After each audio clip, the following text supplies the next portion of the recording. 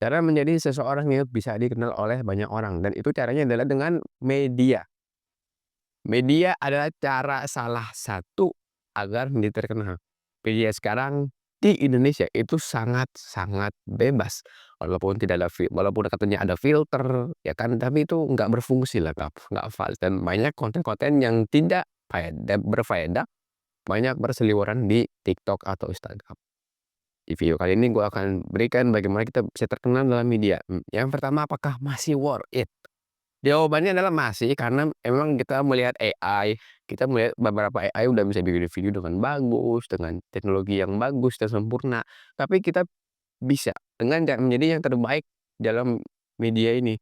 Ketika kita menjadi yang terbaik, memberikan konten-konten berkualitas, memberikan hal-hal yang positif, ya kita bakal tetap nggak bakal dikritikan.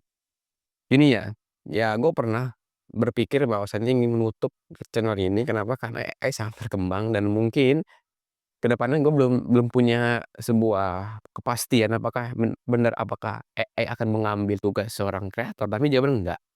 Karena kita kan nggak mungkin ya, AI itu nggak punya perasaan, AI nggak punya emosional, dan AI itu sangat kaku. Tapi kalau manusia dia bisa bicara seperti ini, manusia bisa memberikan pengalaman, ya AI nggak bisa, dia cuman membaca data.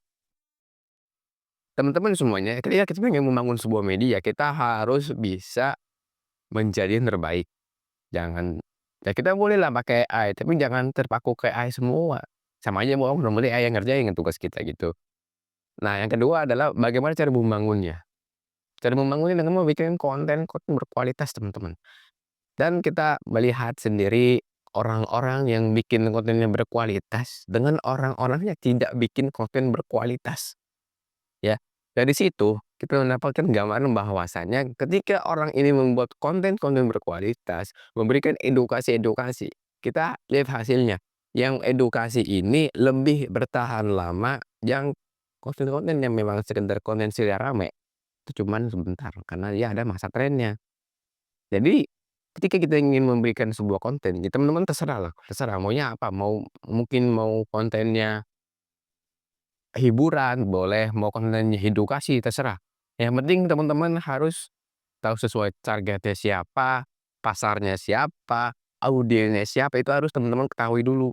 Ketika hal-hal itu sudah teman-teman tahu, sudah diketahui, kita bisa buat kontennya.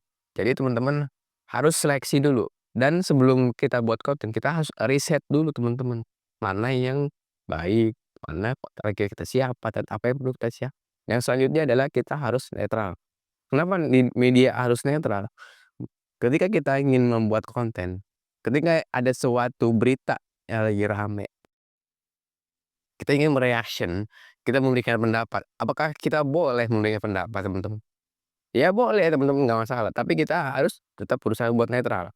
Jangan mentang-mentang kita memang subscriber banyak, kita punya kendali yang besar ya, kita jangan mentang-mentang seperti itu kita sembrono aja, kita asal ngomongnya enggak.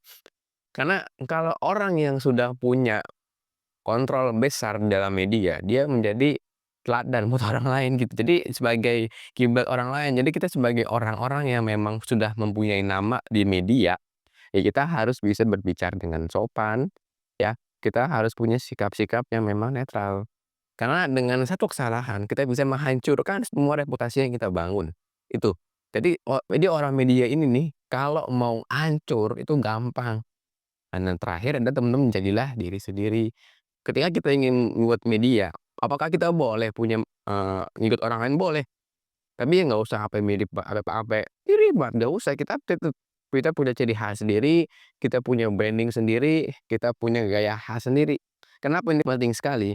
Agar kita tahu nih, agar subscriber tahu, "Oh oh di sini ya, dan channel-nya begini, pembahasannya seperti ini," itu teman-teman. Nah, itu adalah beberapa cara bagaimana kita bisa terkenal di media.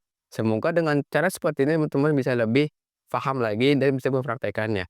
Sekian dan terima kasih.